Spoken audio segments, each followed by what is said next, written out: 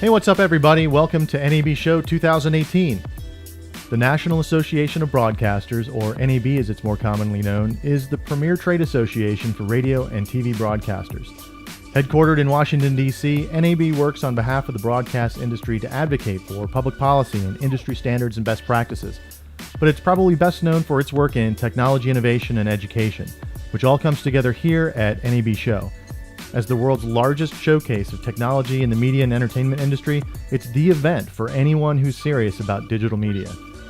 Each year, NAB Show hosts about a dozen conferences, numerous education and training workshops, and of course, what everybody talks about, this massive technology expo.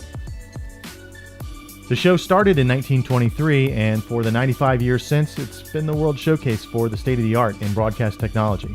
From things like the first color TV cameras, videotape, and HD television, to the advent of streaming media, the debut of 4K and 8K video, and the industry's transition to the cloud, the most advanced technology in the world for capturing, storing, and distributing digital content is here at NAB Show. Not everyone is able to make it to the show, however, and we don't want what happens in Vegas to stay in Vegas, so we've tried to bring a bit of what the show has to offer to you. Here are some of the highlights from this year's show. I hope you enjoy it.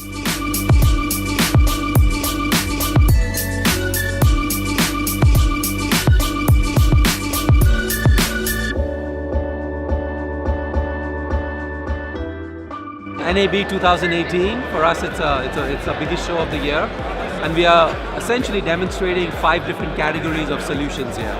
So the first is we are demonstrating our new media services, which span live transcoding, file transcoding, packaging so that you can deliver it to all kinds of different devices, media storage, and then server-side ad insertion, which is less of importance from a government perspective, but it's important from a commercial perspective.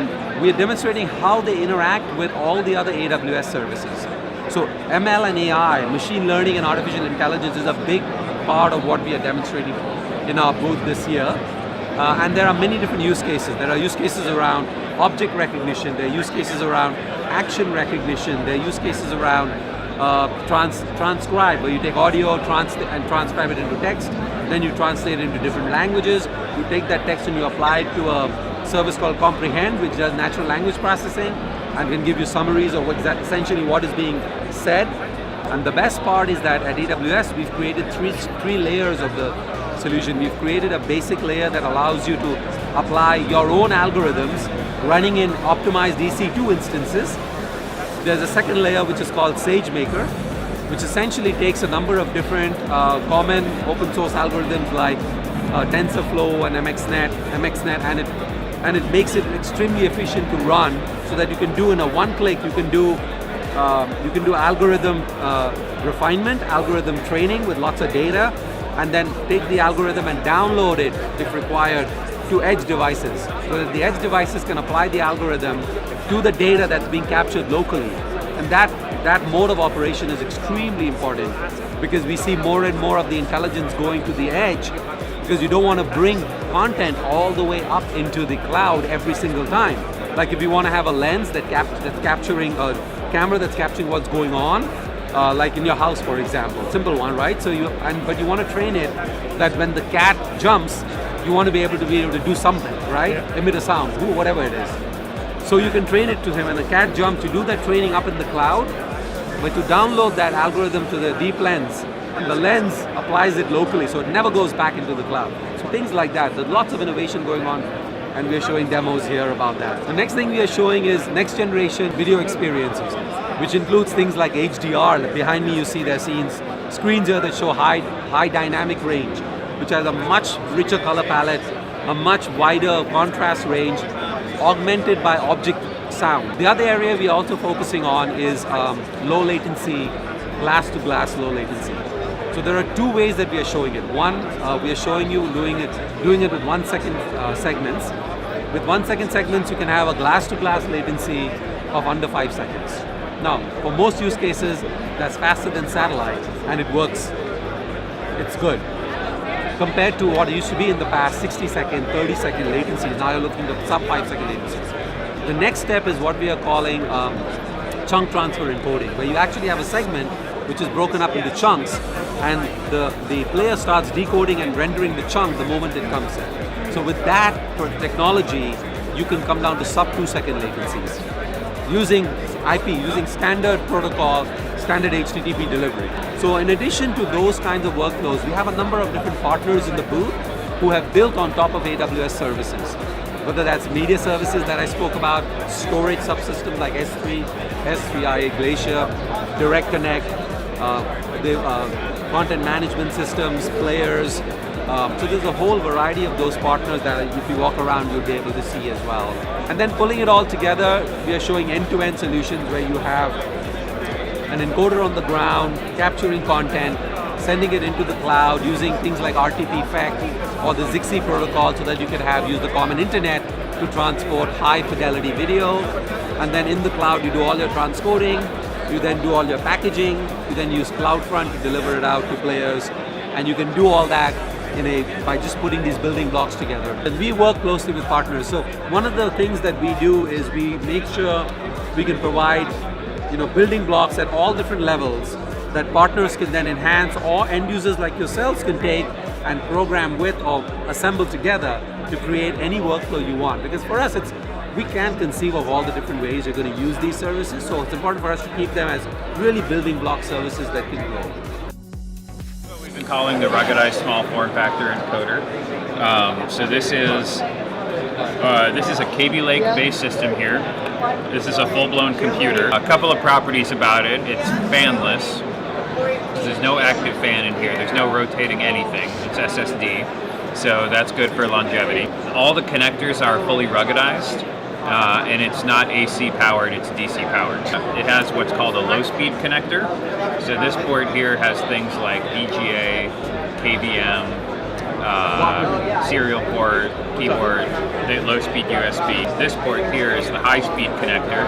This has things like USB 3.0, 1 gigabit networking, 10 gigabit networking, things like that.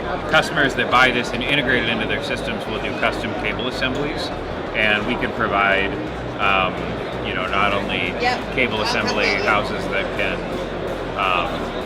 cooperate with anybody who wants to rig up custom cabling for their aircraft or whatever, but we'll also provide pinout diagrams where everything is. So you basically know which of these inputs are your 10 gig and which is your USB or whatever. Where it really gets interesting is on the front of the system here, because this unit can support up to 4 SDI input ports. And this uses a newer standard. It's probably about 5 years old. This is called HDBNC. So this is a standard BNC which has been around in the industry forever. And as processing density in equipment kept increasing higher and higher, connector size ended up being the limiting factor. And so this thing called HDBNC was created. And so you can get these, adapter cable things up. The system is somewhat modular. There's a retention screw here. So this can open up, and then it exposes this module here. And this is basically a combination drive and expansion card bay. There's a custom signal definition here, which is both PCI bus and SATA bus. So this can be used for storage expansion or for PCI expansion. What we've built here is basically an SDI card that takes these signals and converts them and exposes them over the PCI bus. So you can see on this platform we could probably change things around in the future as things shift without having to do any engineering from this point back. This will be qualified to encode at HEVC. At launch, we're targeting 1080p 30, which we think is a good fit for the mission applications, although we are looking for ways that we can expand that to 1080p 60 in the future. Currently, this hardware comes with all the military certification standards, and then there will also be, the same product will be available in a sort of commercial off-the-shelf for anybody who wants to buy it, just per virtue of its small form factor.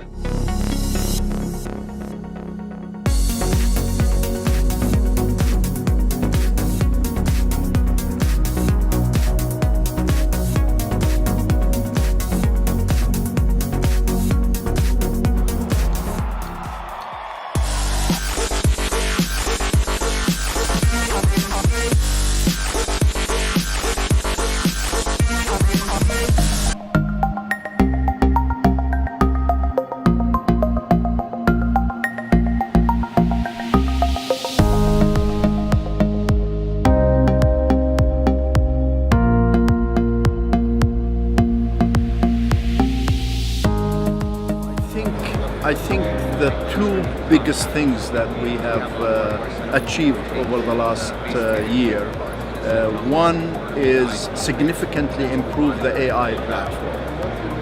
That end-to-end solution where it can be an enterprise solution or it can sit in the cloud or on any private network is done.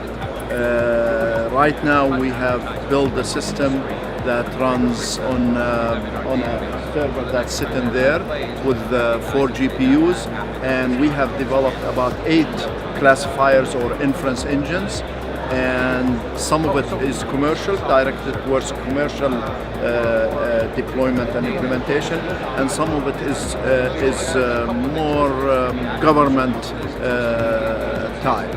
In the commercial side, we have done the inference engines, the traditional. We have facial recognition, object recognition, scene detection, activities detection, concepts. So we've done more brand and logo detection, and that runs in real time. We can ingest hundreds of screens, hundreds of channels, and in real time we are able to determine who are there, what is there, what activities, emotions, nudity, compliance with violence or no violence. So there is a lot of work that has been done on the AI and computer vision side to identify various components that we define as video juicer. That's what we released. So that's the big development. The second, aside from the platform, is developing more robust, fast classifiers. And it is important to be able to detect under, with 200 milliseconds what faces are there in the image. So the frame, each second, has about 30 frames. So determining how many frames you need in order to do proper identification was important. We were able also to determine how do we track an object or a face through the clip, for a minute or an hour, and therefore that allows you that sometimes for a face you don't always have the frontal face, and therefore you are not able to know who is the person if they turn the profile. So we developed a tracking system, and the tracking system would track an ID one and keep going until it says, oh, this is George. And once we identify George, we can carry with George as long that person is within the camera. We can carry on, and if they changed their back to us, we still will know that this is George because we have tracked that. So there has been a lot of work in fine-tuning and improving this for accuracy and speed in the inference engines. We also have developed a lot for more of I would say aerial detections. So there has been work in the aerial detection systems, and that is in a multiple altitudes and being able to determine buildings, vehicle, what type of vehicle it is, what color is vehicle, how many people in and out of the vehicle comes in and out if it stops, tracking the vehicle with an ID. So we've done a lot of work also in that area, and we developed both for HD, SD type of images, and it also worked a little bit on infrared. So that's the development over the last year, I guess. So we deployed a comprehensive new UI. So the UI is a user can work on his own or her own files, or an enterprise, and once you upload the video and you say which inference engines or classifiers you would like to run, the system runs them and brings back the results, and I'll send you a video to see it brings you back the results. Now once you run in multiple videos, we put all this rich metadata, including with speech recognition, that relates to that specific video, and we put that in a search engine. Now the user can go with a search bar and say, hey, give me a time you saw a horse running by, boom, across the different files. So we developed more a video-based search engine that allows you to look at across the different videos that have been processed. So we believe that the end game is really not just processing video with AI tools, is what the user is looking for, what activities. Sometimes the user would say, show me a place where people are playing soccer, or people are playing volleyball on the beach, because I want to put an ad for sunscreen. So there's a lot of things that we wanted to bring more information. We also developed an important tool which is for kind of semi-supervised training. So basically, if I need to train and I have a lot of data of cars, people, objects, I don't need to tag each image. The system automatically realizes and clusters similar images, and with one tag, thousands of these images are tagged with one label. You enter the label and then basically thousands of images are tagged.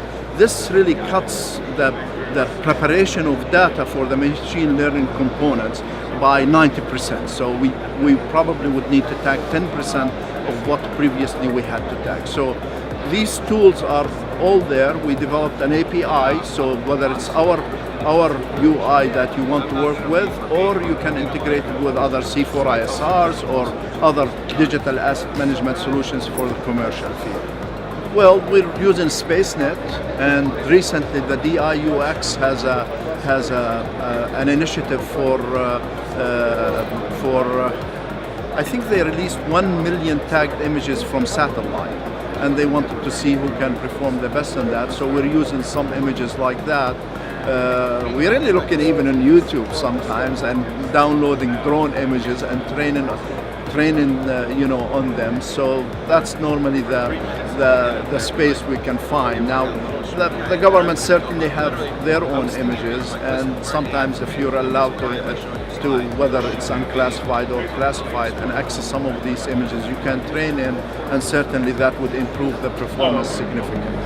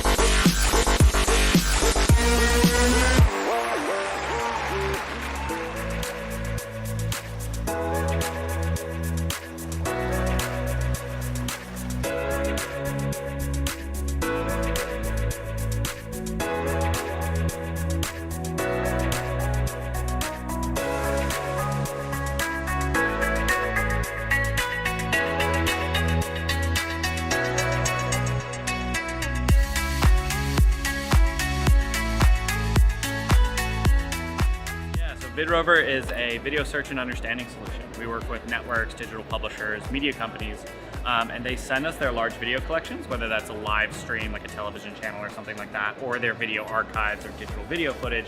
And we then build algorithms using computer vision and machine learning to automatically index each section of the video within that particular piece of content. So we'll say, hey, between frame 0 to frame 125 within this video, this is Donald Trump appearing on screen, this is the text that's appearing on screen, this is the visual content, he's in an auditorium, and then this is the speech to text, or these are the hashtags and social media components that are related to this particular piece of video content. So once we have all of that information, we then end up building a search index around that. We take all of this content and we have a structured knowledge graph that we build on our back end. So then we link everything back to either Wikipedia or other forms of knowledge to have that structured information and then power video search interfaces using this platform. So companies today, if they send us their linear television content, typically they're using it to launch search solutions, on the front of their owned and operated websites or with their editors and producers.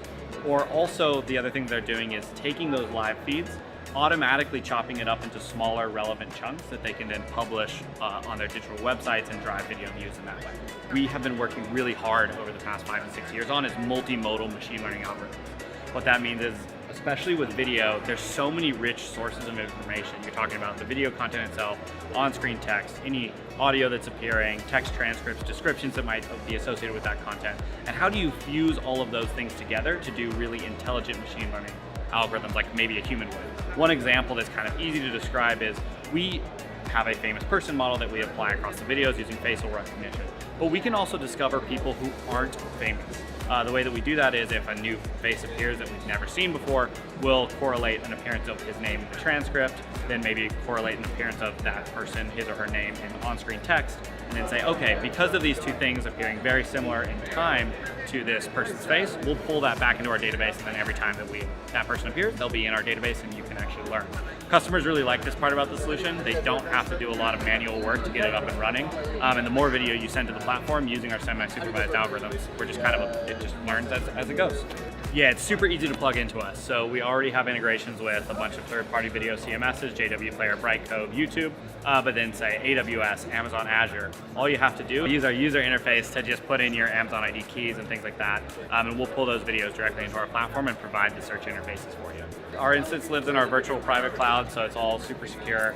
We can also obviously launch things on-prem. Our entire platform is Dockerized, so if there's any need to work on-premise within for a bigger video set that people aren't comfortable putting on the cloud, we certainly have broadcasters who have those type of very sensitive videos. We can do that.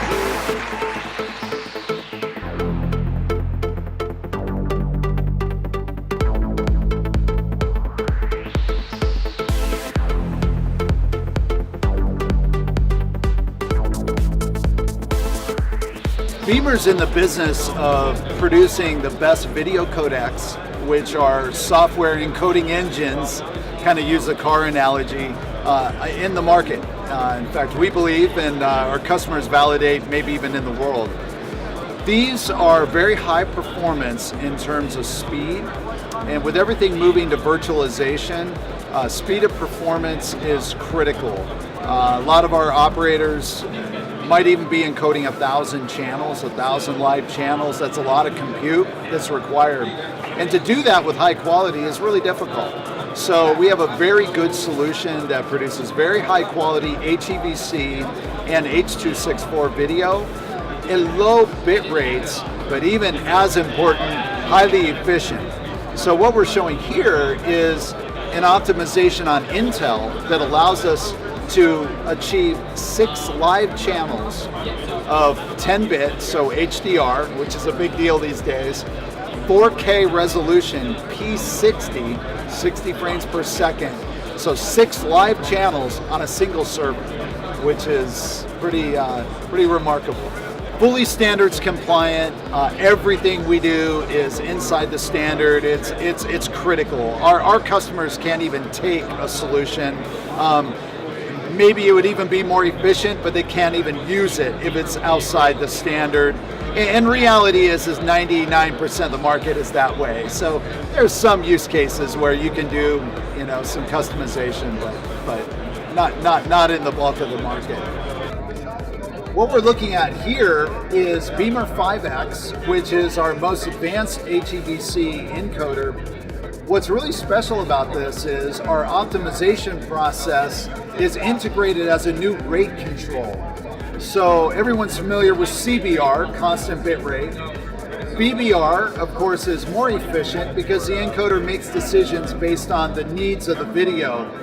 But we have a mode called CABR, content adaptive bitrate. And what you can see here on the left side of the screen is 25 megabit BBR, the right is 16 megabits with our CABR mode.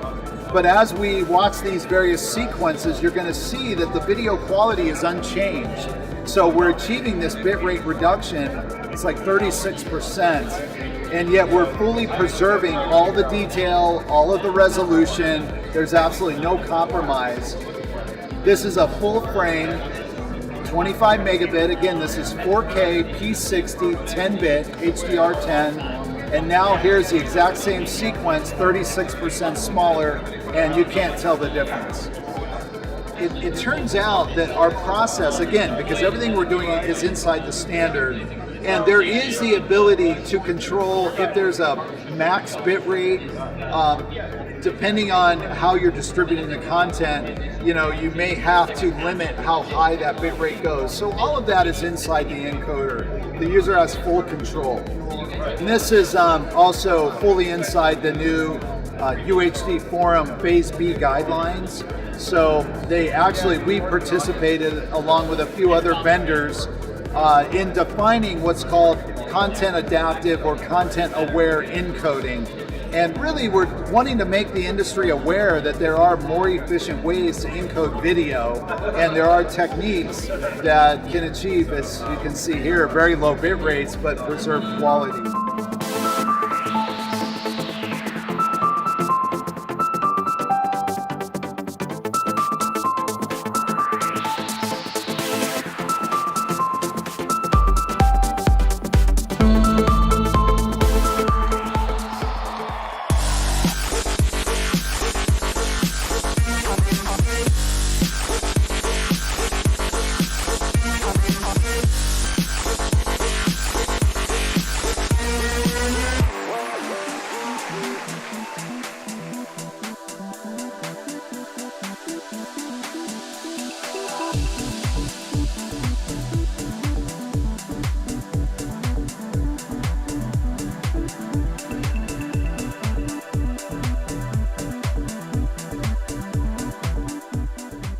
So first of all, welcome to the Telestream booth. We're showing Lightspeed Livestream here, which is Telestream's live adaptive bitrate encoder solution. Here we're showing off some of our latest features, dealing with some of the more difficult encoding challenges you can have, which is UHD, HEVC, and HDR content. So not only does it make pretty pictures, but this is kind of the bleeding edge of challenges for live adaptive bitrate encoding. Lightspeed Livestream is an entirely web-based user interface, so you can see this, nice interactive solution that we have here, entirely based on HTML5, JavaScript, CSS. So a nice modern web UI with responsive, video preview of all of my sources. So this is where I manage my, 4 HDSDI sources or my IP or file-based sources. Lightspeed Livestream supports transport stream and RTMP input in addition to HDSDI. These sources are also where I manage my audio tracks or my caption tracks, so that I groom those for later downstream use in the encoding process. Programs allow me to do things like simply encode a source. I can do things like automatically switch from a main and backup source based on triggers. So my backup source in this particular case is triggered by loss of signal, gain of signal, so I can do a nice redundant hands-off approach to resiliency. I can also do ad support based on Scality triggers. So this allows me to actually insert ads to replace content that may already be pre-existing, and I can discriminate based on regional or national spots, so that I can do that on an automatic basis. Aside from that, we have the encoders themselves. We support AAC and AC3 for audio, AVC and HEVC for video. One of the things we do that is unique is we actually have choices of codec implementations inside of this grouping. So Telestream spends a lot of effort investing back in the open source community for X264 and X265, and so we also have commercial rights to distribute those codecs. Not only do we have commercial rights to distribute them, but we as contributors can reach in and fix things in the source code if we need to for customers or for enhancements that we want to make. So x265 GPU-based encoding, and then we have an optional ASIC implementation for HEVC, which some of our customers use to extend the number of variants that they can encode. So that ASIC-based solution can encode one full UHD at up to 60p or 4 1080s at 60p. So it's a nice way to extend the headroom if you need that. In addition to encoding, support the packaging within Lightspeed Livestream. So we support HLS Dash. Pretty much new here at NAB is our CMAF support, which allows you to deliver an HLS and a Dash manifest that point to a common set of fragmented MP4 files. That's a real efficient way to achieve compatibility with both Dash and HLS players while generating just a single set of files. We also support contribution via RTMP to the typical OVPs, YouTube, Facebook, Twitter, and the ability to encode to a local MP4 file, which a lot of our customers use as an archive of whatever they have been streaming. And if you have a separate package or solution, we can also emit adaptive transport stream for downstream packaging. All of this comes together at the channel level. Here I'm running 6 channels on this particular Lightspeed Livestream unit. Each one of these channels has 4 variants in it, and I'm ticking along at pretty much below half of the resources in this system. So I could probably do a lot more encoding in this single system than I'm doing right now. At the channel level is actually where the system is finally married up to a source, so I pick which source it is that I want to encode, and then if I press start, it goes off and starts publishing that package. Channels can be quite simple, like this one, which has a single Dash package in it, or I can add additional packages. So I can add an HLS, I can add one of those MP4 archives, I can even add the same Dash package again and send it off to a different destination. This is actually really powerful because once I group these things together, not only do I get the simple effect of being able to operate them in unison, but also by grouping them in this way, if there's any overlap in the variants for that encoding ladder in those packages, I'll only do the encoding once, no matter how many times or how many places you want to deliver that package. So it ends up being a massive efficiency saver over some of the other encoding implementations that would force you to re-encode over and over again. We've implemented embedded caption encoding capabilities, so eliminating the need for a black box caption encoder that would force you to use SDI. We can actually directly have a stenographer type captions into Lightspeed Livestream. So I turn this on, I get a port for them to return captions to. I can even choose to delay the video so that it matches up with the captions. If I go to one of my active channels, I can see I can grab a URL that you can send out of house. What this is on the opposite end when they get this is a way to view a low latency view of the video and hear the audio, so that the stenographer gets a built-in way to see and hear what they're capturing.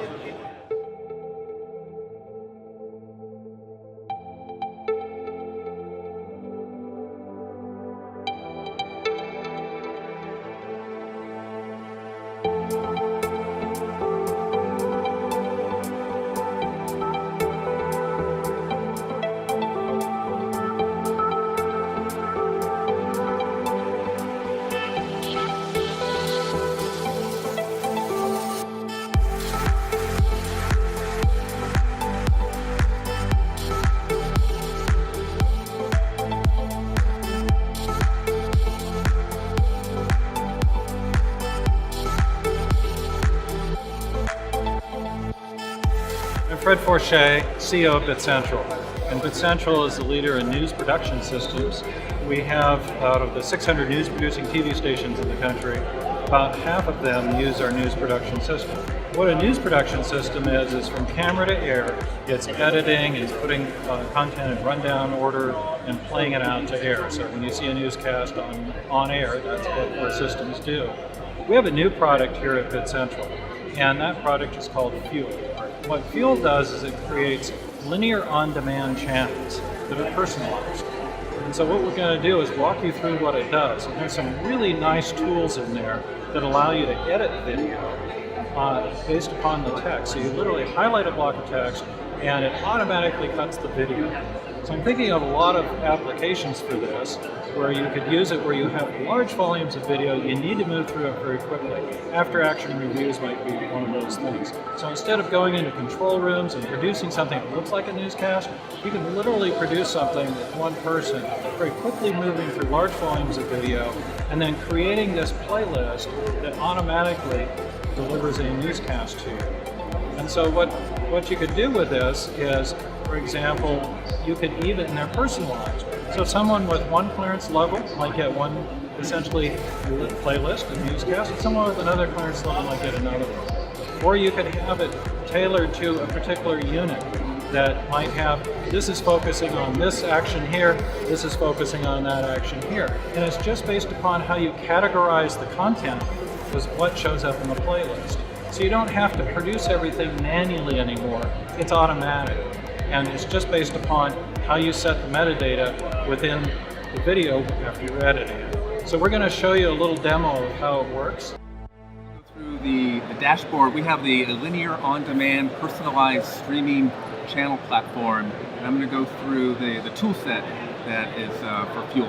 And as you would come to the dashboard, there's analytics. So the analytics are really focused around making sure that there's an understanding of the type of content that's being engaged with, so it could be better curation decisions moving forward. So they'll have all the analytics about, views and time viewed and location and devices and everything else. So I'm going to grab a newscast just as an example. The way this is set up here is we have our video, and on the left-hand side is the speech-to-text that was actually generated with the ingest. So you have a very large piece of content that you want to be able to cut into subclips. Instead of having to scroll through the video and audio scrub, if you know where you can read here, you can read faster than you can talk, so it's quicker, and you find the word, you click on it, it goes right to that place in the video. You can search if you have some keywords for fire. There's 3 different instances to show where something is. You would click on that part of it, and then if you wanted to, create a subclip, it automatically creates a subclip on the fly. That's shown here. You could go up here and say this is the fire clip, and the metadata is inherited from the source, but you could actually change the name, you can change the thumbnail if you would like, and any of the categories or tags to be able to make it more relevant. You can save that. In terms of anything that's associated with the video as it's being uploaded will show up here. And again, the intent for this is really additional metadata that we have for the video, but mostly to be able to have anyone remotely, anywhere, quickly version the content. The other part that we have is here is adding graphics on top to be able to point to a specific reference piece of video. So for news, for example, let's say this is a breaking news, we drag that onto this timeline, we could move it over to the clip, and then we'd be able to edit the graphic that would be customized. You would actually control the image of that, and then you could actually enter and say, here's this is a missile launch at a specific place, and it could actually be a graphic that's conformed and played out that you're editing, and it's very simple, very quick. Again, it's not an editing tool, it's really a clipping and versioning tool with the content, but we really are excited about the speech-to-text feature because it makes it much quicker to be able to do that. Go through the channels, because I think this is relevant for you. Here's our dashboard for channels. So a channel for us really is just a URL.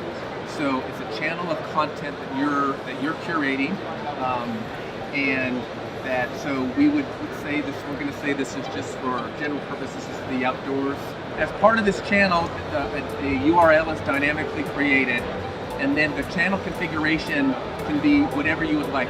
And then right now, that channel is ready to go. So you can have the value really of the Fuel product is how easy it is to create channels. So it's not one big channel. You can create individual theme channels that can be personalized based on you. Here's an example of the channel that we had created. So really the interesting part of this is it's it's a linear on-demand stream. So what that means is that it starts when you get there, but all of the content is stitched together server-side, so that it creates one individual linear stream. So you can see an ad was inserted here seamlessly.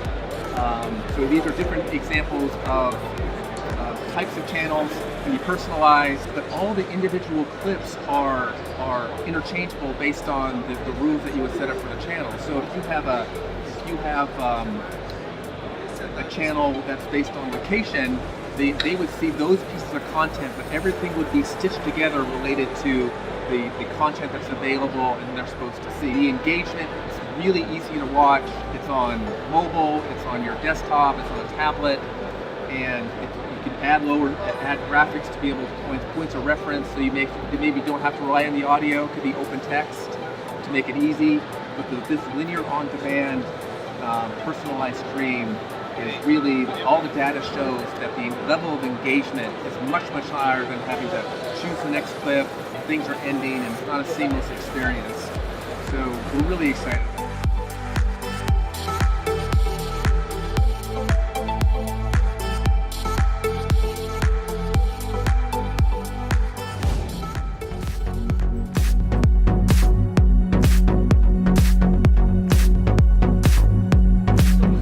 Cloudian delivers is essentially Amazon AWS on-prem. So we stand up, we give it to you as a software package, we give it to you as a full appliance. You can even virtualize it, right? So what it is a storage point with an S3 endpoint.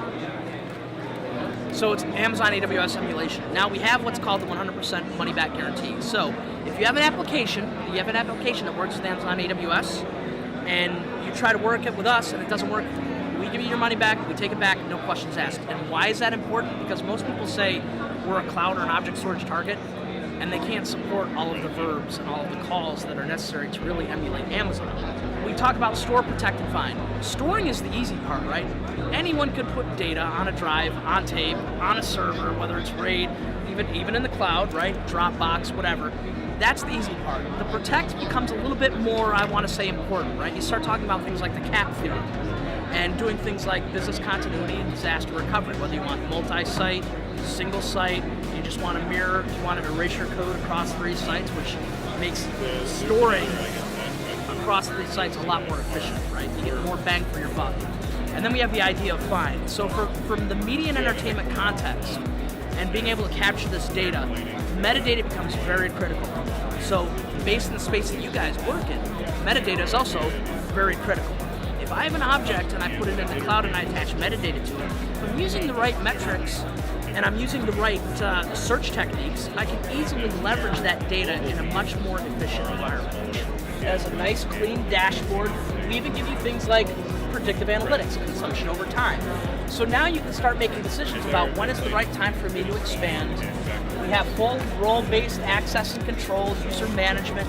All of that stuff is built in here. If you want to be able to even through our browser, browse a bucket, which a lot of object stores can't do, you can literally click on the bucket, look at all the objects that are stored within it. It's a very nice feature, and it allows you to actually pull them down through the web browser. For this demo, as we walk through this, Kibana is going to be highlighted. Now, Kibana is essentially the UI that sits over what we call Elasticsearch. Why are we talking about Elasticsearch? Elasticsearch is based on the Lucene project in Apache. It's an open source project, as is a Cassandra database. Why is that important? Cassandra holds our metadata. So all that metadata that you load into Cloudian goes into a Cassandra database, and because those 2 projects are updated simultaneously and kept in lockstep, it allows us to smoothly integrate with Elasticsearch, which is something a lot of the folks in the space can't do.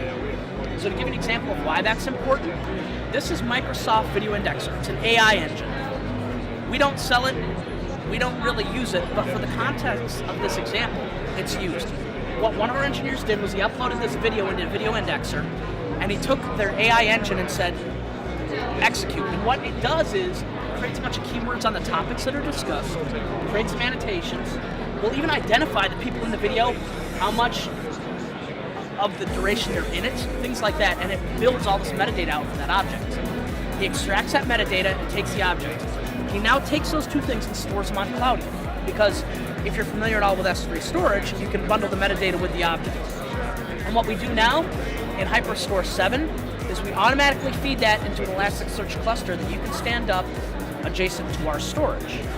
Why is that important? Because now I can go into my Kibana dashboard that's provided by us when you install our stuff, and I can run a search, and within a split second, I know how many legal videos there are that are currently stored on this platform. 1 bucket, 21 objects, less than a gig consumed. But if your metadata is robust enough, you can search on anything. So when you start cataloging and archiving, all these things become important because the last thing you want to do is lose data points, right? So from the video context, it becomes really important for guys that are in production and editing. We just did a proposal for the Orlando Magic. Tracy McGrady was just recently inducted into the Hall of Fame. So what Magic wanted to do a tribute video. Well, guess what? All their data's sitting on tapes in a closet. So now they've got some poor schlep sitting in an air-conditioned room, going through tapes, trying to find every game that Tracy McGrady played in. Then they got to load the tape, pull the game footage. Now they got to find any highlight worth a damn. All of that stuff could easily be tracked here.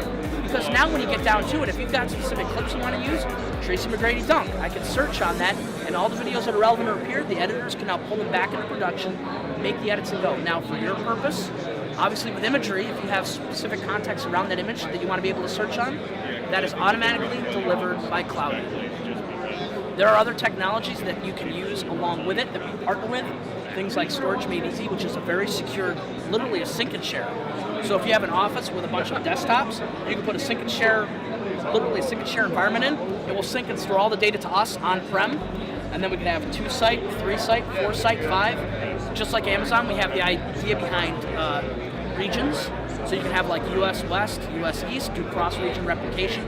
All of those things are possible with Cloudian. So one of the important aspects that we haven't highlighted yet is the idea that this can tier to a public cloud. So if I have a Cloudian cluster stood up and I write an object to Cloudian, I can age it off to Google, AWS, or even Azure. And then later, if the user needs to retrieve that data after the retention period has expired and it's been aged off, they come to Cloudian, the metadata is maintained here, it is rehydrated, then handed back to the user. This allows for a full tiering architecture for your storage.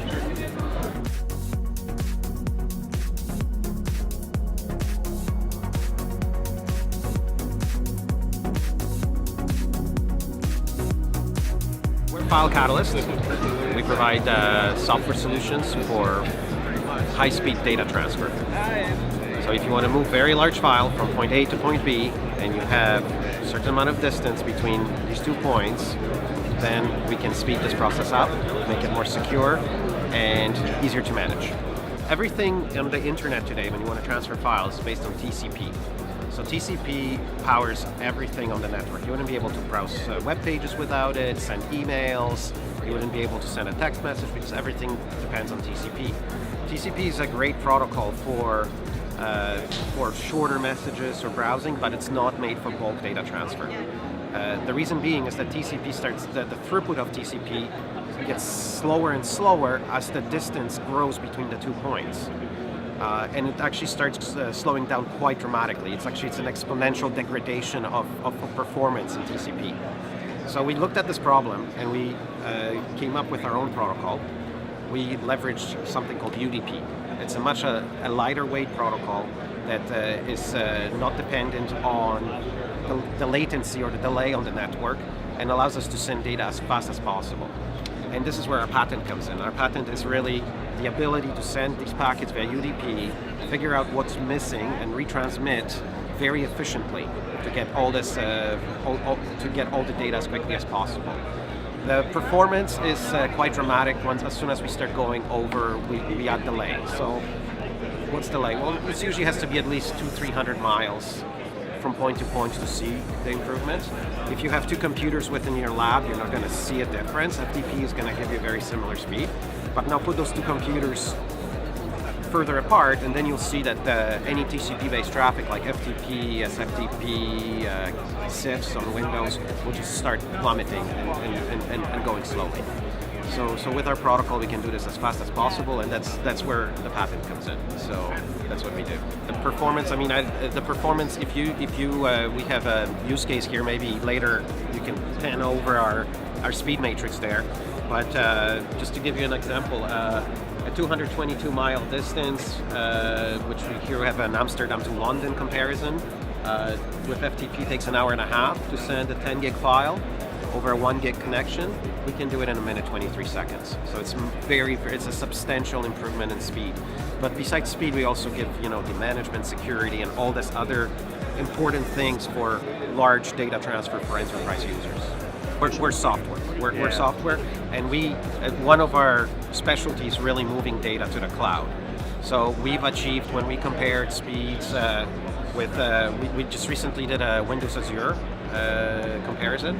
So with Windows Azure, the AZ copy tool, the regular command line that Microsoft gives you to move data to their storage, you are getting about a gigabit of speed, maximum that you could ever get. With us, we are getting 4 gigabits. So it will be 4 times faster to move these large data sets. That's a huge improvement if you have a lot of data. Like you mentioned, you might have a truck shipped in, what do you call snowmobile. That creates so much data that we will be so much faster on this. Will be just everything things will be possible to do over the network instead of physically getting data. Just this February, we had a contract with NBC Sports Group, and we were the official file transfer tool for all the Olympic content from Pyeongchang in Korea to Stamford, Connecticut. In a span of, I think it was 3 weeks, we moved 350 terabytes of data and 200,000 files. And we were moving everything from highlights, full production segments that were going on air. We were moving graphics, statistics, low proxy files, like files that kind of show you a low-res proxy of something. We were moving tons of stuff. So our files were used, and it was a great 3 weeks. We got to see the real Olympic spirit.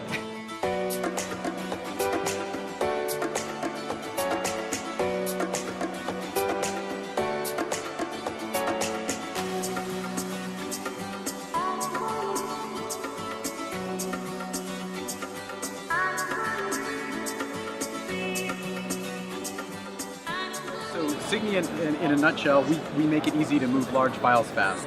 That's what we do. We do that between systems, between people, and to and from the cloud.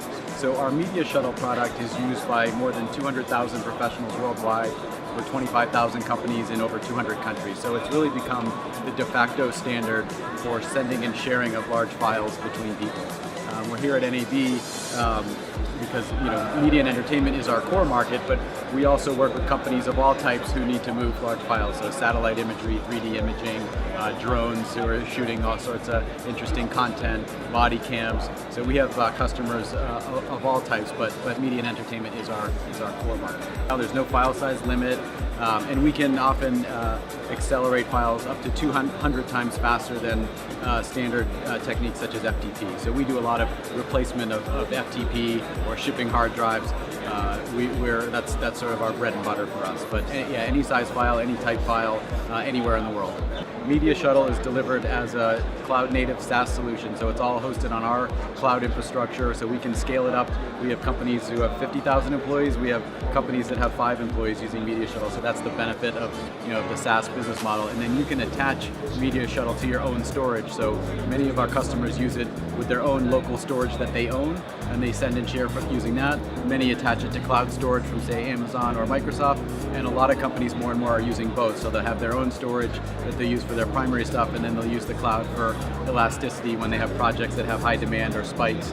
The cloud obviously adds a lot of benefit there. So we give them their choice of storage, but they use Media Shuttle to log in and securely send the files around the world. Our SaaS systems literally move petabytes of data every day. So some of our key customers are we work with the NFL. So every NFL game I think now has 30 plus cameras shooting in HD, some of them in 4K. So just one game, the amount of footage coming out that needs to be moved around is insane, right? And then multiply that by all the different games, all the practices, all the other stuff throughout the those types of things are those files are just getting bigger, and we're literally talking about often petabytes of data across all of our systems. So again, some of our customers, if they're doing satellite imaging, those files may be a couple of gigabytes, and they're moving lots of them back and forth. If they're doing video, those files can grow exponentially depending on what they're shooting in and how long the file, how long the footage is shot. Signiant sort of invented this stuff, so we've been in business for more than 15 years. We have 10 patents, and many of them around our core acceleration technology, which is based on something called UDP acceleration. And so what we do, we're able to transmit files over your standard internet connection and let you to take advantage of all the bandwidth that you have.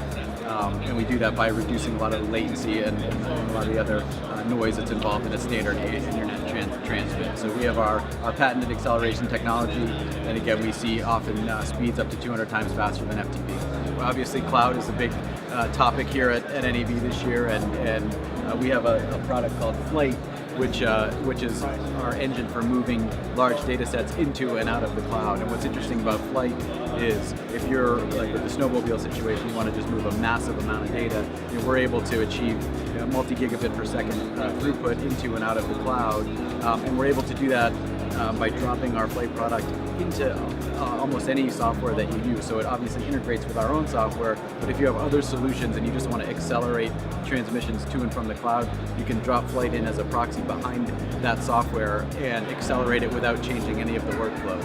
So that's been a real common use case for Flight. So Media Shuttle is our product for when people want to send files back and forth, and Flight is a product for automating big payloads to and from the cloud.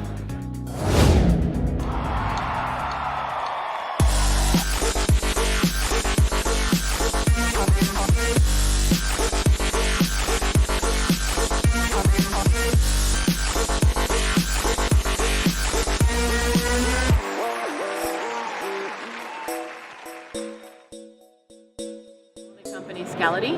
We provide two main solutions to many different customers, including in media. The solution is what we call the Ring. So the Ring is an on-premise cloud storage object solution, so at petabyte scale. So what that means is that you can integrate all your different mixed workloads, especially in media, with us using file system or S3 API, and in the backend we provide you a big flat namespace of storage that gives us a lot of flexibility in terms of integration, a lot of scalability, so you don't have to deal with limitations from that perspective, and most importantly, we manage and protect your data and distribute your data not only within a data center but across data centers. The second solution is that now that you have some of your data on-premise, what about you want to move data to the cloud? So we also provide you a solution that we call Senko, that is a multi-cloud controller that allows you to move data to any of the cloud, manage that data, and search that data. So you get completely agnostic from the cloud perspective. You can just write file in S3 and you can move it to AWS or in Google or in Microsoft Azure. We're adding Wasabi and other target from cloud targets. We are all about making sure that you guys are agnostic. From the on-premise perspective, we are 100% software. That's our solution. So for the on-premise solution, it is an x86 server that gives you the flexibility of using any x86 server. We do have partnership with HPE and Cisco and others, and we do have reference architecture, but you have the flexibility of choosing your own hardware. For the cloud, it's the same model, completely agnostic. If you want to send data to only AWS, go and do so. But if you want to have the capability and the flexibility of being able to send that data anywhere, so you can take advantage of those service provider specific application services, you can also do that. And it's all about unstructured content. So it's all about your data tier 2 plus type of data.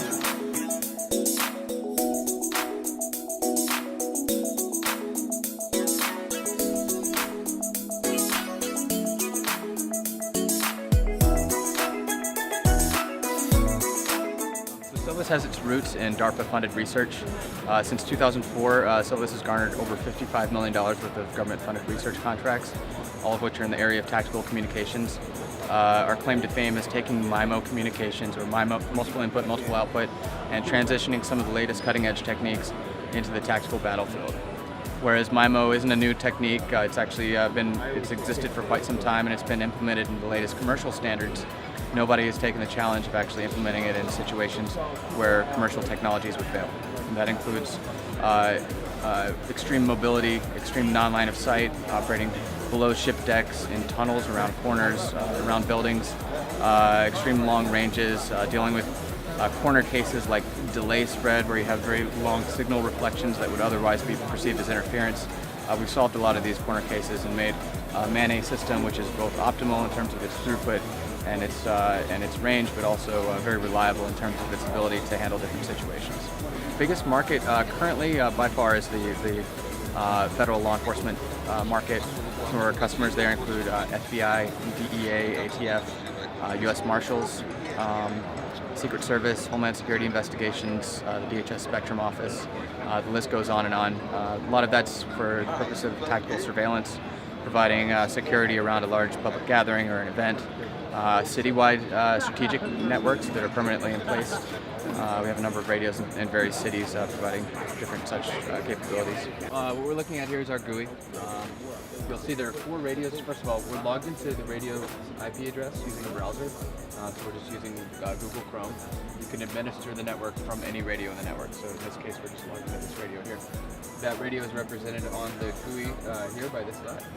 And you can see it's got connections to 2 other radios. That's because these 3 radios are on a single 5 gigahertz frequency. They all share one channel. You've got another cluster of 4 radios here. The reason why they're not connected directly to these radios is because they're on a separate frequency. We've bridged these 2 disparate networks together over an Ethernet interface. So this radio is connected to a network switch, which these other radios are also actually the sector antenna you see up here is represented by this dot. Okay. So we've effectively bridged these 2 disparate networks together. So every radio you'll see flashing yellow color occasionally. The color of the node indicates how many packets are accumulated in the transmit queue, so that's an indication of congestion at that node. Yellow is not a cause for concern, that's just the general ebb and flow of the traffic on the network. If you start to see nodes flashing red, that's an indication that a significant amount of packets are backed up, and that's a clue to maybe make some adjustments. The line in between each node and its neighbor represents the signal strength. So you'll see they're all green, and that's because they're all in close proximity here at the show. Most of the radios are here in the booth, with the exception of Cyan View, which is about maybe 200 meters in that direction in one of our partner booths. And you see he has a little bit of a weaker signal right there in that moment. It is flashing yellow. Yellow means somewhere between 10 and 20 dB of signal to noise ratio. Green means over 20 dB, and red would mean less than 10 dB. So just a quick visual indication of the health and status of your network. If you want to dive into more details, you can mouse over any one of the links and get detailed statistics, receive signal levels, interference levels, throughput values, traffic measurements. Kind of put things in perspective, this is a pretty nasty environment. Right now in the moment, I think a lot of people are still at home in their beds and haven't fired up their equipment because we're only seeing 20 dB of interference at the moment. Yesterday it was up into the mid-30s. But still, as you can see, we've got flawless video just chugging right along. We're not seeing any backing up in the network, so the network's handling it quite admirably. We've got a total of 38 megabits per second of traffic on the network currently, based on this real-time monitor here. That's comprised of the camera in our partner booth. We've got a body-worn camera on this table over here. And then we've got 1, 2, 3 cameras behind you, traditional ENG style news gathering cameras. Using each of our different radios.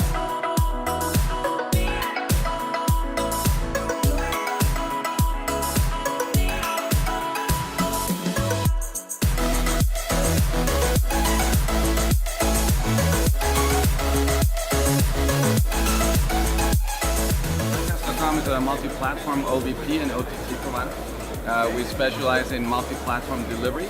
And also for startups, nonprofits, our biggest verticals are actually house of worship, churches, Christian ministries, nonprofit, but also counties and various nonprofit groups, education, and then about half of our customers are from any vertical like sports, news, entertainment.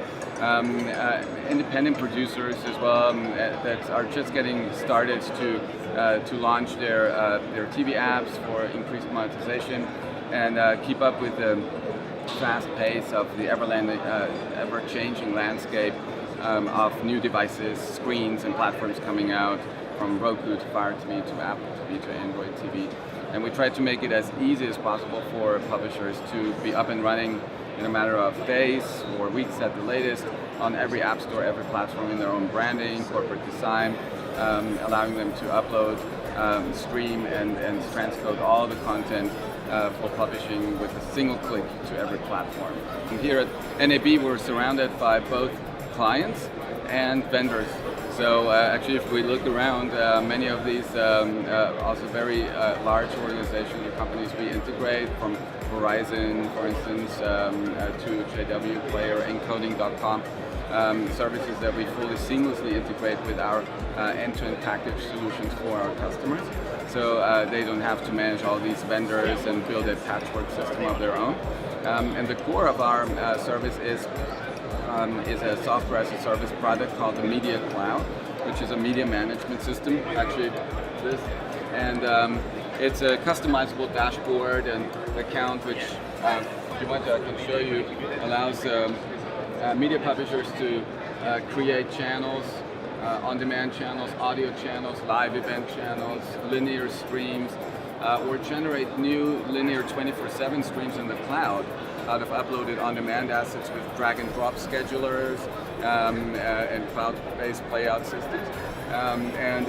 So it allows our customers to create navigation structures through channels, sub-channels, categories, subcategories, series and seasons, and package all that together.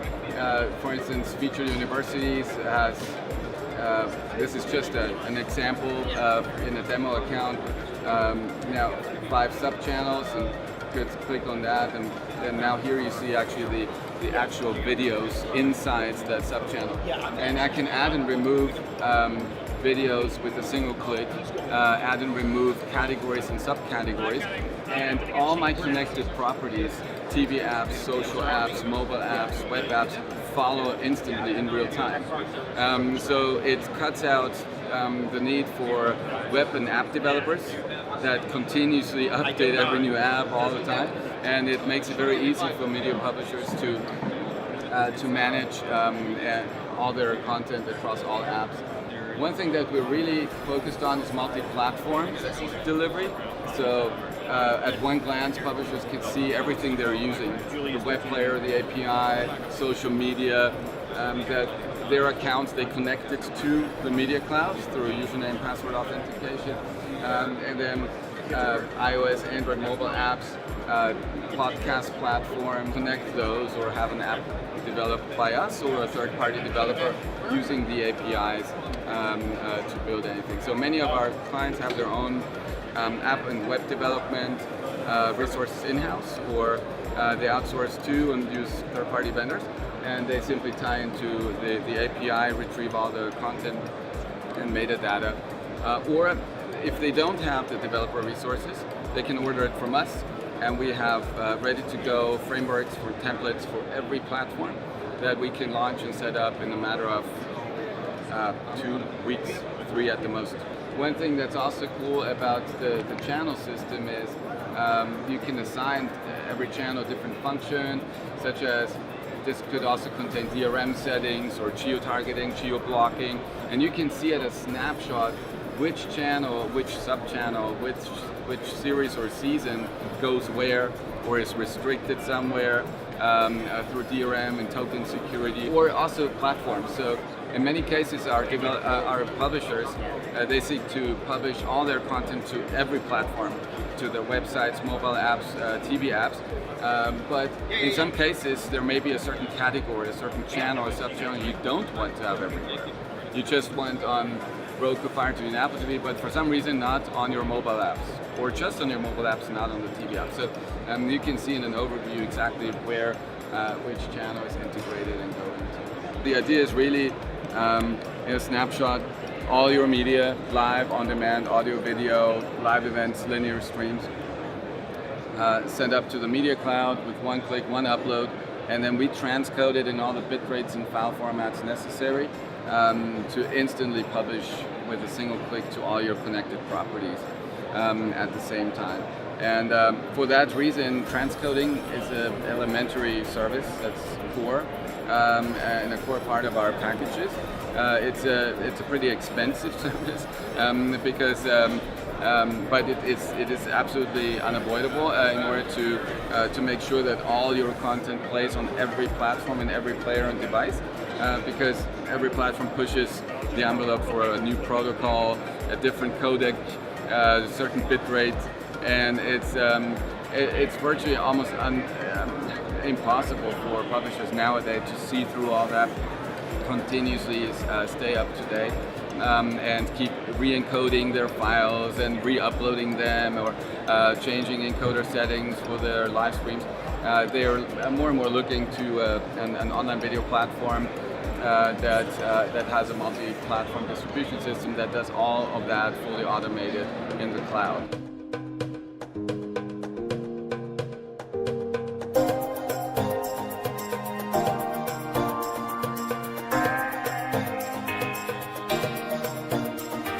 Komprise is an analytics-driven data management solution. We can quickly identify inactive data and archive it off to a cheaper tier of storage, and we do it transparently. We work with all the big players in the storage industry. We have some big customers in M&E. One is a big gaming company in Southern California. Their specific use case was just finding all of the inactive data in some of their older games and tiering it off to the cloud. And Komprise was able to help them do that. They actually originally purchased a really small license and grew into a big, massive customer, which we didn't expect, which was good news for us.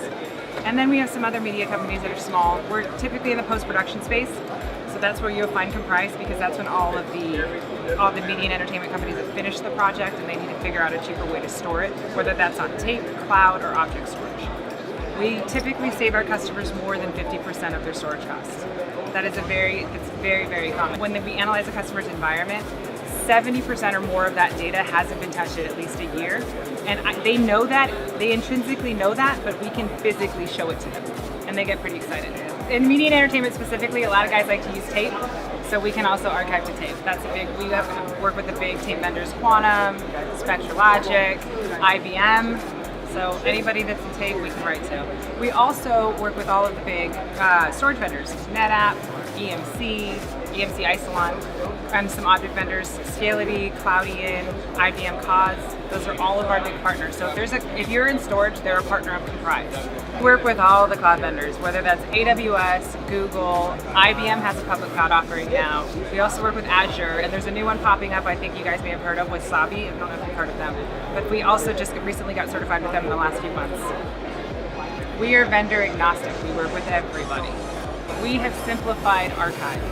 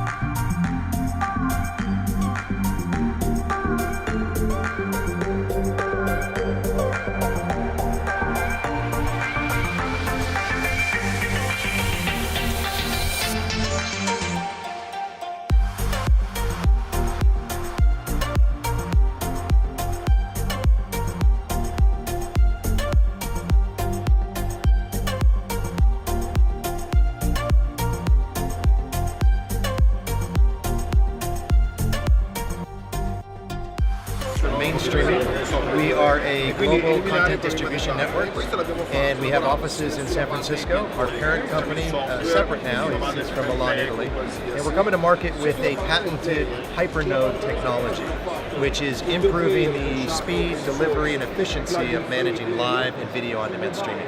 We operate actually the 6th largest peered network in the world. We have over 2,500 peering relationships with different ISPs and internet exchange points. Now the reason we do that is because part of our hypernode algorithm uses different routes and really is optimized to operate more efficiently with the more choices it has as far as routing traffic and routing video. So the network is really tuned for video and audio delivery, not traditional CDN in a sense where the Akamais in the world and some of the other bigger CDNs that exist today, they operate more of a caching network. They were originally founded as traditional CDNs to accelerate small object delivery or websites, and that's really was their original focus, and they adapted over the years to delivering video and audio to customers, and they've adapted nicely, but it's not the most efficient method of getting the content. Our CEO, our CTO, and our entire development team was like, this has to be done better. A lot of these CDNs are delivering video, but they're just not doing it right. So that's how we've been able to guarantee sub 40 millisecond latency. We've been able, with a lot of different configurations, to do very low latency configurations where we have certain customers that say time sensitivity is very important to us. We want to push in some video, and our viewers, we don't want them to see it 30, 40 seconds later. So we actually can deliver under 7 seconds from live. So a similar experience to what you would have with a teleport or a satellite delivered television, for example. So we're working in the news media business, we're working in the entertainment field, we're working in the global sports. We have the largest religious broadcaster in the world, which is EWTN here in the United States. They've migrated all 100, or in the process of migrating all 100% of their live video streams from one of the traditional CDN networks to mainstreaming. We count the NFL in terms of global sports organizations. NFL is on our network. Federal government agencies, we're also in the international governmental world, so to speak. We've got relationships with the United Nations. Here in the US, though, we don't have a GSA, but we are partnering and probably introducing ourselves to the federal government rather shortly here. Solving workflow problems, solving integration issues, and really being focused more on how do I help you integrate with us, and not forcing you to integrate with us necessarily, but how do I integrate my technology into your workflow? So how do I do that? And that's really been one of the big differentiators in this space. Being a smaller player or a newer player into the market allows us a lot of agility and allows us to be super nimble as far as how we can integrate. So, all right, got it.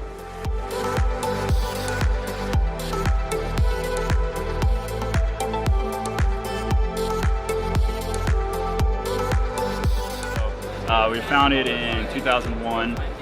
Basically, our founders bought up a bunch of fiber from the .com bust, and so that's a unique differentiator with our network is we actually run and manage our own fiber in between our servers. Other content delivery networks, they either use algorithms to go fast in the public internet, but we actually use our own fiber, so that's one of our differentiators. So we have this backbone that connects all of our locations so that we can shuttle data back and forth between an internal origin or an external origin, and then we, instead of putting our servers out in like every closet in every corner, we actually have a more dense architecture. So we'll set up a POP, say for example like LA. So LA is a POP, which is several data centers that are connected in a metro. And then we peer with all the eyeball networks into those so that over 90% of our traffic doesn't even have to touch the public internet. So this gives us advantages on performance, it gives us advantages on security because we don't have as much content. It also makes it a lot easier for us to do things like SSL delivery. So our whole footprint could be delivered over SSL. We designed a cloud storage solution within our network that allows you to have a single namespace and replicate content to essentially any place that we have a POP. So all around the globe, we can go out and we can replicate your content on a single namespace. You upload it once, we take care of all the replication. Customers can ingest content from anywhere, any one of our points of presence around the globe. So if you have someone that has content in APAC somewhere, they can ingest into one of our locations there, and then we'll replicate it into whatever region they need it, right? So if they're communicating with people in the US and they're trying to get data from APAC to there, like that's probably going to not be very good or perform very well. With our solution, you can ingest from there and then replicate over. We also have a video platform that allows our customers to upload content. We'll do the transcoding and preparing of that content, and then it includes a player that they can embed into a site. Another thing that we've really gotten into more recently is kind of what we call edge services, and also we call them smart POPs. But we basically do a build out specific for customers of one of using our technology, our servers, and the know-how of doing it in locations that they need, where we're maybe not in at this point where we are, but it's specific to them. So something like that might work, and that's another benefit of our companies. We are small enough and nimble enough to do that kind of things, depending on what our the customer needs are. So one example with GE, they have drones that go and take video and pictures of like oil rigs and stuff for safety purposes. So they're seeing over a certain amount of time what's changed, and so they're ingesting that video or those images into our network and storing it there, and they can get to that content as quickly as it's in, and whenever they want to. So if it's something that you're ingesting, and then they would use our storage for stuff that they would want to see later on. We already have that capability in all of our points of presence, like I mentioned, but if they have specific needs and there's a huge library, we can do things like that, like build out a smart pop in that location, or in any location really. So we can be pretty flexible on that kind of solution.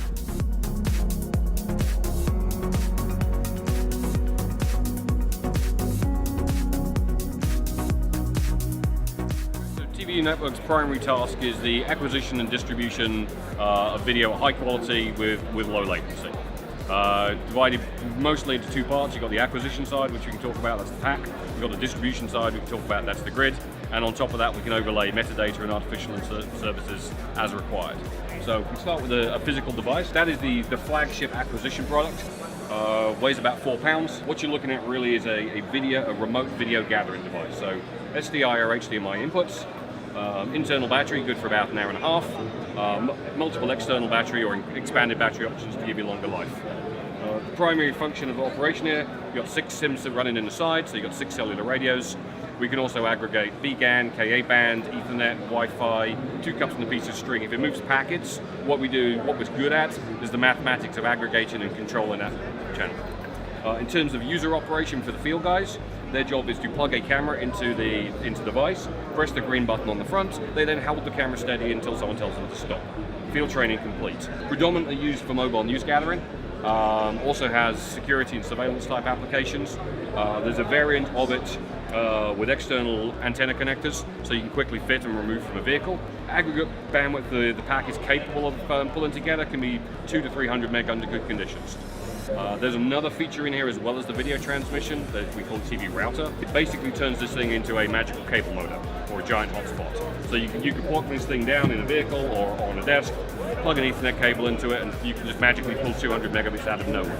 So the technology is very often referred to as cellular bonding. What we do not do is cellular bonding. Bonding is a technique that comes out of data centers. I've got a big switch, I've got a cable between them, great. I need double the bandwidth, I put another cable in, I bind them together in a bond, and I call them the same thing. It works beautifully in a stable environment. Data centers are nice and stable, cables are nice and stable. We don't live in a stable environment. Our bandwidth goes up and down, our latency goes up and down, packet loss occurs, connections appear, connections disappear. So with the concept of cellular bonding, as you mux these things together, if one of these things start to fail out, it can affect the entire mux. So from the very early days, we rejected that approach of dealing with things. So what we have in here is a technology called IS+, it's patented TVU technology. As I said, we look like a hardware company, we're not. We're a mathematics company and we're a software company. We've got 2 PhDs on staff who worry about the mathematics of this stuff. So what we're extremely good at doing is transmission over a hostile environment. I call them combat encoders. Their job is to get the video back. So the way IS+ works, instead of one big glommed bond, I'm handling each connection separately. So if one starts to fail out, I just direct traffic down another route. That one starts to misbehave, I direct some out. I plug in an Ethernet cable, great, more bandwidth, let's use it. I plug in a KA band, great, okay, more bandwidth. I unplug 2 things, oh, we've lost some bandwidth. It doesn't matter. Its job is to rock and roll. So that's the transport side, the IS+. Because we're also a video company, we're very, very good at high efficiency encoders. So it's a software encoder, not a hardware encoder, which means we can continually tweak and enhance the thing.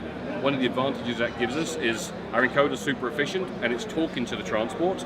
So as we're encoding video, we're talking to the transport to make sure that's actually getting through.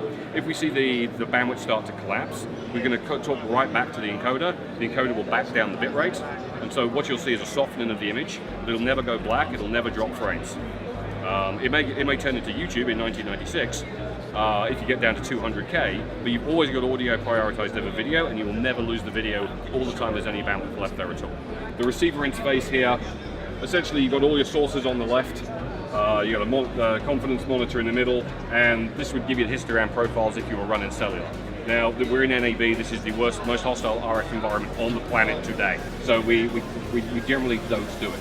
But I can select the source, video, thank you very much. So what I'm looking at, let's bring the latency down. So latency can be from sort of 0.6, 0.7 of a second up to 5 or 10 seconds if we need it. If you need a very, very low latency shot, we can do it. Very often if you're in an interactive situation, talk back with minimum latency. If all I'm doing is streaming content, if I push the delay up a bit, I require less error correction. That gives me more video for more bandwidth for video, and I end up with a better quality result from there. So what I'm looking at is I'm looking at a 5 meg shot in 1 second. This will probably work on the move. Let's see. I'm just going to collapse the bandwidth. So that's the encoder doing. So I just deliberately constricted the amount of bandwidth down to 100K. As I said, YouTube 1996. But the fact is, it's smooth YouTube in 1996. Should the bandwidth recover, it's just going to snap right back again. So a human would never normally do that. So you basically set your target rate, and the system just tries to hit it.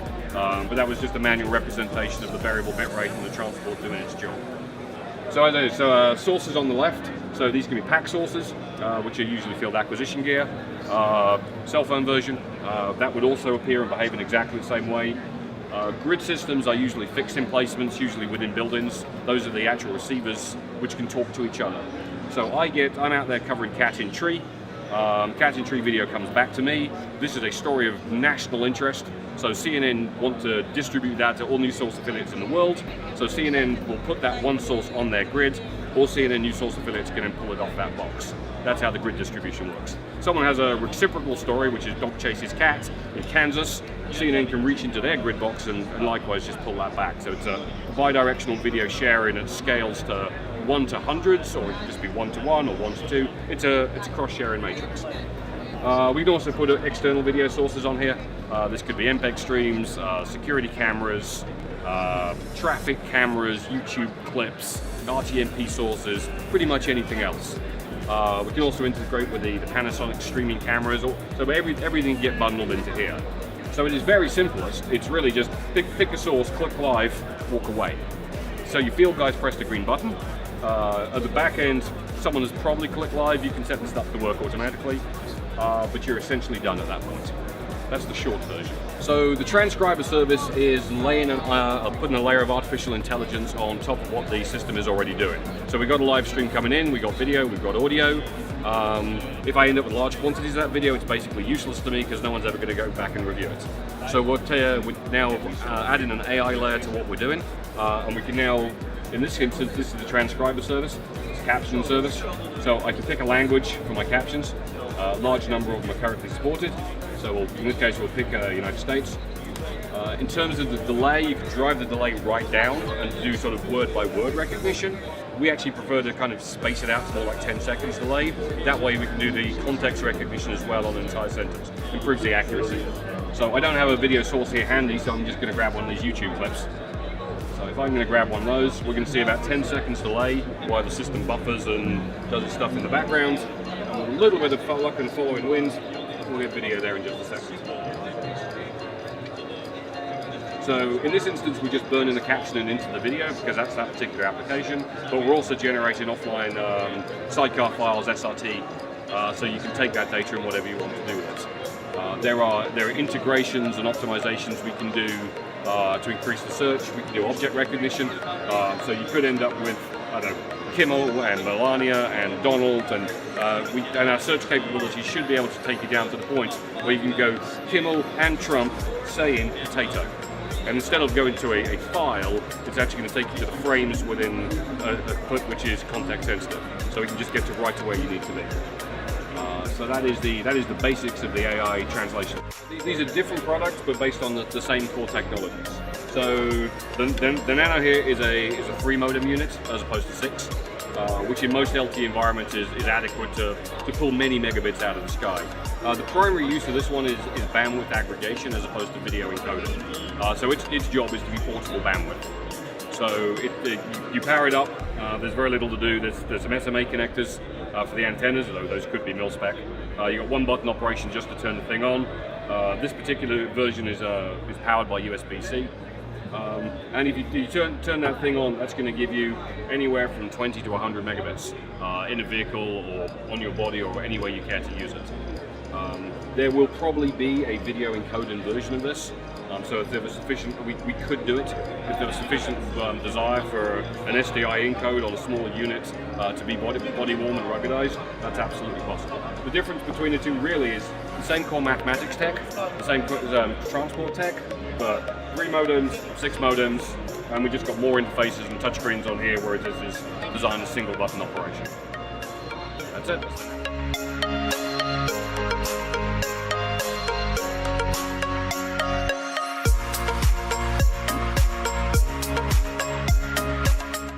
Peer5 is a peer-to-peer CDN. So basically we are a technology that's built on WebRTC for the purposes of helping folks that transmit a lot of content over CDNs or just from servers.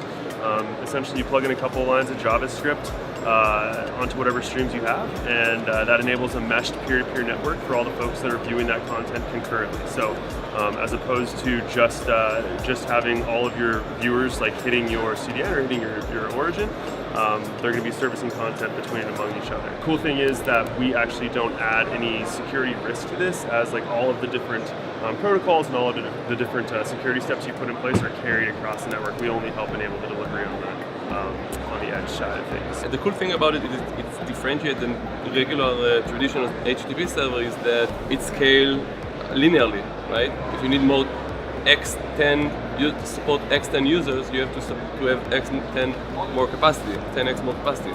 And then with us, it scales with demand, right? Whenever we have a lot of demand, our server's capacity grows exponentially. And it reduces itself as the demand scales down a bit. It is cloud-based, yeah. Like our technology sits on the cloud. We're agnostic to the cloud, so we can not sit on the cloud also. We can do other things, but at the moment we're doing cloud. Yeah, we're agnostic to cloud, as I said. We have AWS, we work with Google, we work with Azure. We're not cloud specific. And our service is really just like we actually don't host like a huge amount of our own like content, like our backend. Like our backend and our API are obviously hosted in the cloud, but our service itself is not it's not a server-based service, right? Like we're enabling just networking between and among people that are viewing your content, right? So it's not like we have like a huge backend that folks need to be jacked into. Basically, anything that your viewers are watching, like they're going to be servicing it between and among each other, and we just piggyback off of whatever protocols you've already put in place. So if you have like a lot of security protocols in place, that carries through the network. If you have a limited capacity, you're sitting behind a LAN, and you have university, corporate network, hotel, whatever, and a lot of viewers are watching the same content, then instead of them going out of the corporate LAN or the LAN, they will consume the content among each other, right? So that you won't have a congested network.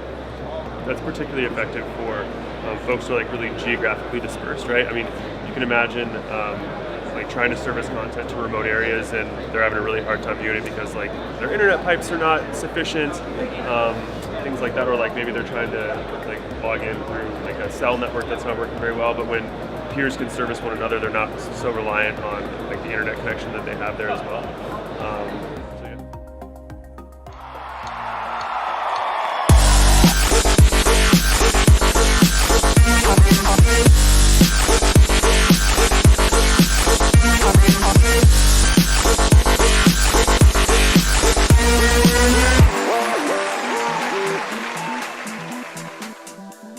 Snapstream, which is our company and our product, makes a product that lets people record lots of television. So we're like a DVR, TiVo technology. But then we allow organizations to search inside those shows to find a needle in a haystack on broadcast TV. So we're like Google for TV. And once you've found what you're looking for, you can create a clip of it. So you can set a start point, an end point, and save that 13 seconds, 20 seconds, 30 seconds, whatever the size of the clip is, to your local machine. You can then put that into your Avid editor. You can also just email it to someone, and they can play it back. You know, TV is ephemeral. It gets broadcast and then disappears into the ether. And we make it so that like everything else online, you can find things that you're looking for. You can copy and paste it effectively with our clipping tools, and then you can share it with someone. So we make it so that TV isn't ephemeral within an organization, and you and I can talk about something that happened on television as easily as we might talk about something that was printed in the New York Times. We've put a lot of focus on Snapstream not only as a tool for recording television and then being able to search inside television, but also as a tool for distributing television. So most likely a lot of people that are watching this video, if they look away from their computer screens, they see TV monitors mounted to the walls around their office. That's common in organizations that care about television. They'll have TVs showing CNN or MSNBC or Fox or whatever news program they have displayed up there, sometimes all of those at the same time. And now Snapstream is a powerful solution for distributing TV within an organization. So we have added multicast support into the product, so that's a more bandwidth efficient way of distributing TV over Ethernet. If you're distributing to 1,000 people, rather than consuming 1,000 times the bandwidth of the stream, you're just consuming one stream, and it gets shared bandwidth across the network to all 1,000 or 10,000 people. So multicast edition is one thing, and then we also have built a set-top box, which I can show you all later. It's a little HDMI connected box which costs $250 plus a monthly fee, and that makes any television a satellite to Snapstream. So you can view live TV on that device. You can view recorded TV programs. You can control all of that centrally. So the same web interface that you see here can be used to set all of those televisions to play back a particular show at a particular time, live or recorded.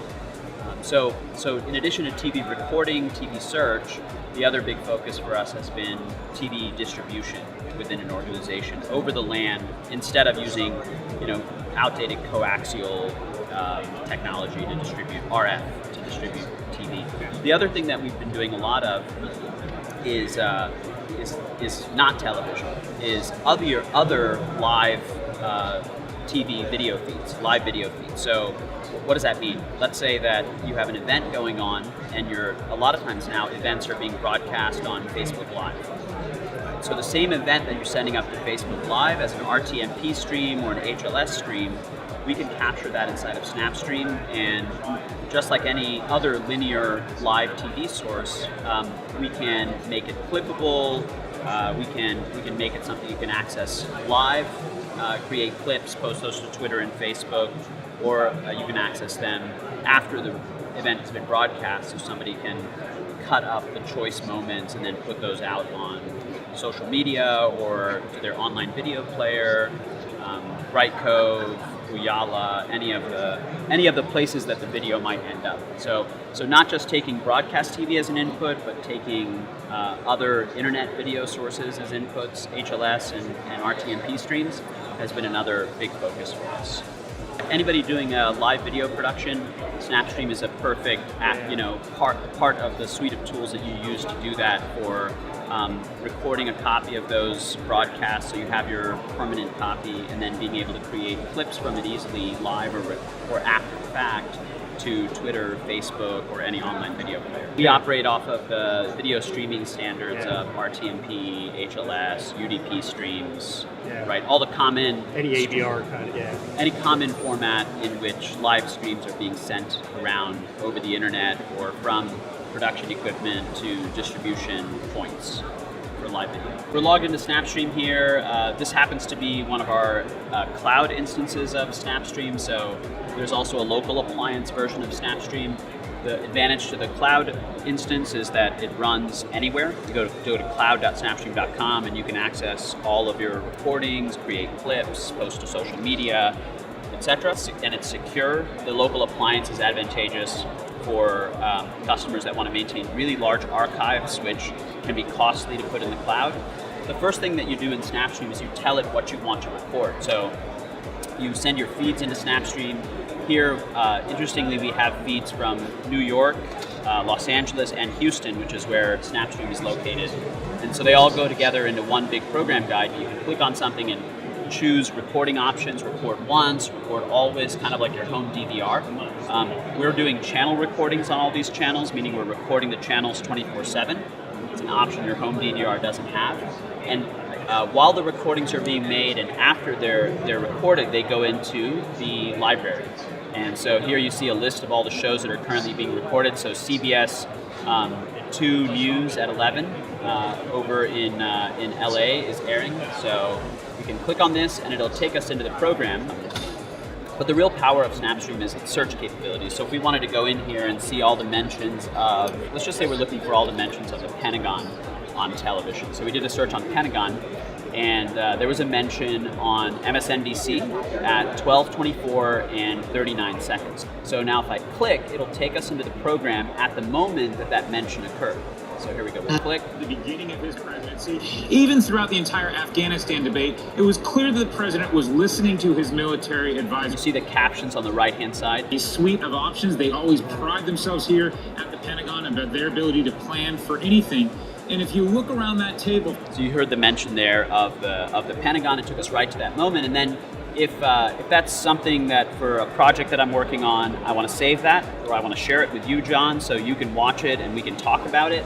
I can set a start point, jump to the end, set an end point. That's 36 seconds of video. I can clip and I can say, okay, I want to send this to John, so I'll type in, John's email at gmail.com. I can send that to as many people as I want. You don't need access to Snapstream to view this. It's something that when I click clip, it will create a copy of this and share it on this online website that you can then click play on to view it, whether you're on your phone or on a desktop or any other device. You can also set up alerts, so on a periodic basis, if I want to be notified of the Pentagon, any mention of the Pentagon on television, I can do that. So I'm going to say that I want to be notified if there's a mention of the Pentagon, and let's say if I want to be mentioned of mentions of the Air Force.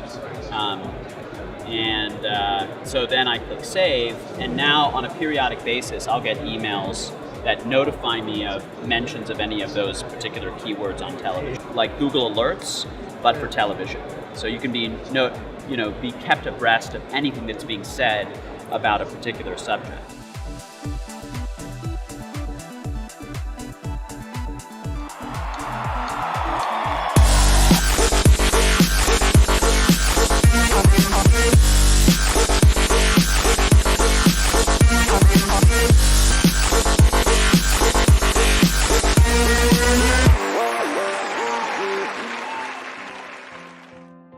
At VidRovr, we are on a mission to make it possible to transmit much higher quality signals broader at lower cost.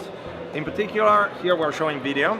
In reality, the technology applies also to imaging. It applies to radar signals, to LiDAR, to whatever. What we do is compressing it better so that you can deliver higher qualities through constrained channels, importantly using low-cost hardware and compatibly with every decoder device, so that you can really distribute it according to traditional means of distribution. So, practically speaking, considering that we need to migrate from TV and media to other types of application, what we are doing in defense application is for drones, so we can enable in beyond line of sight operations, full HD motion video, so very high quality live low latency video within the constrained bandwidth of satellite when you have lower than 2 megabits, and currently you're able only to pass very, very low quality video. With us you can pass full HD video. Then also we can compress radar signals at the same time using very low cost avionics hardware compatibly with the transmission. We can control the bitrate very precisely because jitter is often a problem when you have also in line of sight. You might have very tight pipes and you need to stay within the limits, versus is very precise, much more precise than other codecs, and consequently you get a combined benefit. For instance, we demonstrated that at a third of the bitrate, so 1/3 of the bitrate, we were able to provide much better quality within a constrained bitrate scenario, combining the better compression with the low jitter nature of the codec. So essentially it's critical stuff that enables more with less.